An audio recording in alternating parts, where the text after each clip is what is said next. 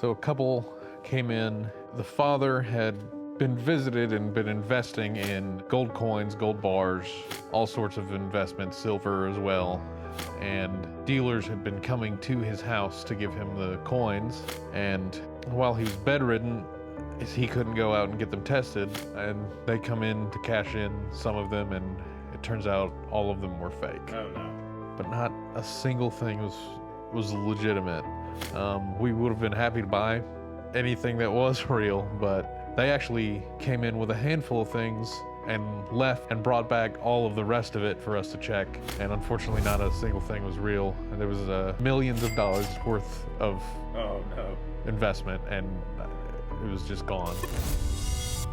Hey, I'm Justin Kennedy with Broadway Gold Buyers here in Knoxville. What we have here is a bag of material that is not gold or silver. This is all fake. A lot of this I can identify just by looking at it quickly. So I can tell, that the color is wrong on this bracelet. I can see that it's fading through. There's another metal underneath the gold plating on this one. So gold plating is extremely thin. I mean, it's thinner than even a human hair. So it's almost not possible to retrieve that gold in an economical way. It's not worth getting the gold plating off. It's so thin. So most of this, again, I can just tell that the color is wrong. On this fork right here, I can tell that the stamp is not correct. So this is not real silver, this is plated silver. Here's a class ring. Now this one, I can see where someone thought that this was gold, but it's actually not. Gold is what's called non-ferrous.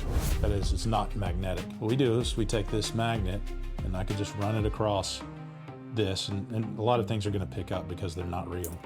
So as you can see what picks up, this tells me that none of this is gold. So you might think that this chain was real gold. It has somewhat of a gold color look to it, but gold is not ferrous. So this is not real gold.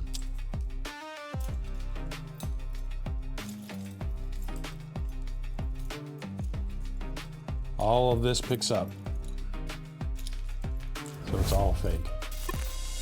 Okay, so today we can run a test together. So here's an example of a gold ring that we recently purchased. First thing I'm looking for here is, does the ring have a stamp on it? And on the inside, I can see that it says 14 karat. What I'm gonna do is test it on this block right here. It's called a Touchstone. Let me show you how that works. Just do a slight rub. What I'm gonna do is put this 14 karat acid onto the rub, not on the ring. If it dissolves with this acid, it's not 14 karat. But if it doesn't, then it is. So I can see that it's still there, and that tells me that that ring is in fact 14 karat. And I would pay about $700 based on today's price for this ring. So this piece I know is not real gold, but we would test it the same way. Our first red flag is that it comes off a different color. Instead of a gold color, it comes off a white. And if I take our acid here, put that on the rub, you can see that dissolves away almost immediately. It's called the Sigma machine. And what it does is it measures the density of gold. This one right here is a fake gold coin. This is not real. So what you're going to see is the arrows show up here, and they are not in the green. They go off to the right. So that tells me this coin is fake. I have a real gold coin. This is called an Austrian 1 ounce gold Philharmonic. It's a recognizable coin. So what we're going to see here is that the arrows do fall into the green.